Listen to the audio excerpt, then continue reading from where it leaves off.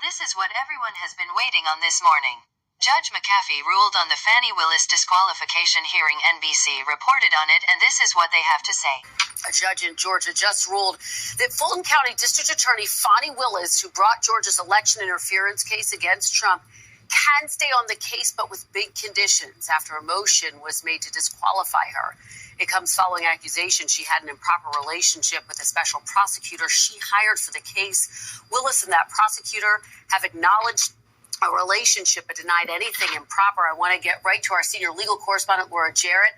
Laura, there is a lot at play in today's decision. Help us break it down for us. Some tough language in here as well. Some tough language indeed, Kristen. This is not the result that the District Attorney Fani Willis wanted, but it's certainly not the fatal blow that it could have been if Donald Trump and his co-defendant had got their way. So let's remember what that original ask was. The ask was to have the DA removed completely from the case over an alleged ethical conflict of interest of having her boyfriend, Nathan Wade, her then boyfriend, former boyfriend, lead the Trump prosecution.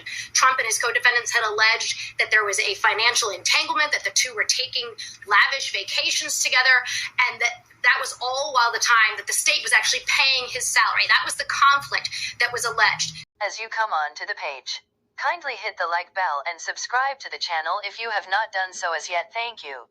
The judge in this case this morning saying the defendants did actually not prove an alleged or did not prove an actual conflict of interest from all that financial entanglement. However, the judge is saying there is an appearance of conflict.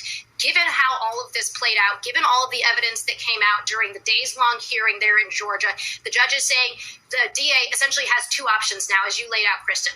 She can either remove herself and her entire office from the case completely, which would be a severe blow, or she can remove Nathan Wade from the case, which is perhaps much easier to do, and anybody else could certainly step in his shoes as opposed to wiping out the entire prosecution team. There is certain language in here that if I'm the district attorney, I find very troubling. Some of the tone that the judge is using, talking about the allegations against her. But there's other language where in other ways he sort of exonerates her and says the evidence didn't go as far as Trump and his co-defendant had suggested. But again, bottom line here is the DA now has a choice to make. The indictment stands. It has not been dismissed, but this is going to be a choice for her to make, or it cannot just go on as status quo as normal, Kristen.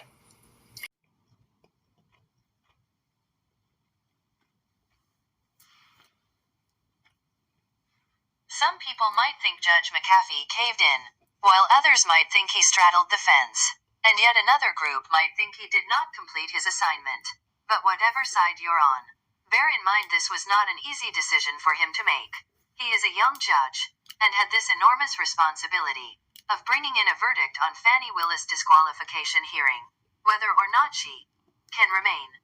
The ultimate decision is really up to her. If she decides to continue with Nathan Wade on the case, then the entire team have to be removed. However, her other option is to remove Nathan Wade and continue to prosecute Trump. That seems to be the option that was given to her by Judge McAfee. I can imagine it was not an easy decision. However, either side can appeal his decision, as he has outlined in his ruling. As you leave the page, kindly hit the like bell and subscribe to the channel if you have not done so as yet. Thank you for watching.